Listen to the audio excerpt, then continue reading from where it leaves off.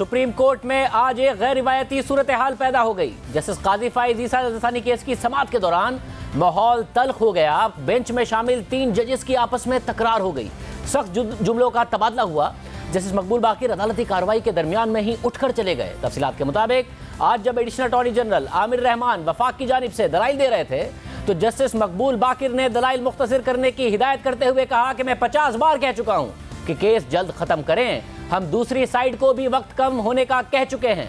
इस पर जस्टिस मुनीब अख्तर ने रिमार्क्स दिए कि एडिशनल अटॉर्नी जनरल साहिब आप दलाइल जारी रखें। जस्टिस मुनीब अख्तर के रिमार्क्स पर जस्टिस मकबूल बाकिर ने कहा कि ये क्या बात हुई कि सीनियर का एहतराम नहीं है, मुदाखलत ना करें। बेंच के एक और रुकन जस्टिस सज्जाद अली शाह ने जस्टिस मकबूल बाकिर से कहा कि एडिशनल अटॉर्नी जनरल के लिए वक्त मुकर्रर करें या दलाइल पूरे करने दें।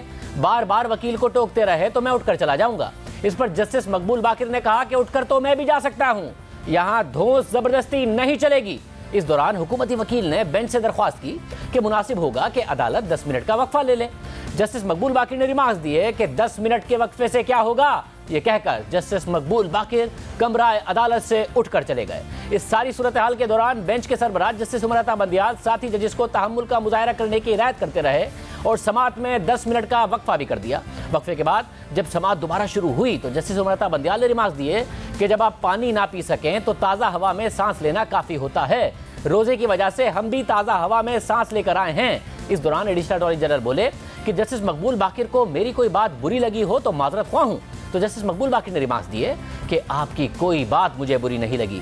जस्टिस उमर बंदियाल ने रिमार्क्स दिए कि वक्त महदूद है, लेकिन इसका मतलब ये नहीं कि हम किसी फरीक को ना सुने। हमें अदालती रिवायात को कायम रखना है, ठंडे दिमाग के साथ दलाइल सुनने हैं। मौजूदा केस हम सब के लिए इंतहाई हसास नौइयत का है, हमें आइन और कानून को मद्देनजर रखकर काम करना है। इसके अलावा आज additional attorney general Amir Rahman ने दलाइल देते हुए कहा कि तरीका कार में कोताही को बुनियाद बनाकर नजरसानी अपील समाअत के लिए मंजूर नहीं की जा सकती।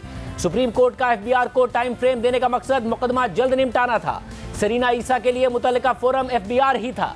अदालत ने सरीना ईसा के खिलाफ कोई हुक्म जारी नहीं किया था। केस एफबीआर को भिजवाने से पहले भी सरीना ईसा को सुना गया। इस पर जस्टिस फाइज ईसा ने मौक़िफ़ अपनाया कि एफबीआर का मामला मेरी अहलिया और इदारे के दरमियान है, हुकूमत सिर्फ केस लटकाने की कोशिश कर रही है।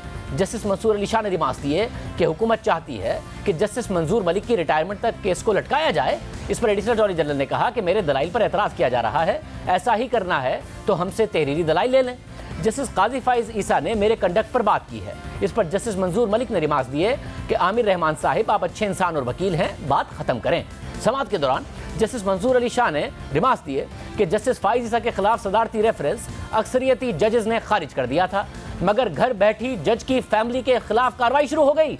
सदारती रेफरेंस ए के खिलाफ था और कार्रवाई बी के खिलाफ शुरू हो गई। ऐसे केस की कानूनी मिसाल दें जिसमें केस खावंद के खिलाफ हो और कार्रवाई अहलिया के खिलाफ हो जाए।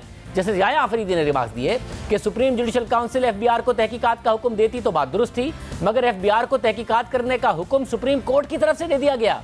सुप्रीम कोर्ट ने तो वो इख्तियार इस्तेमाल किया जो सुप्रीम जुडिशल काउंसिल का था।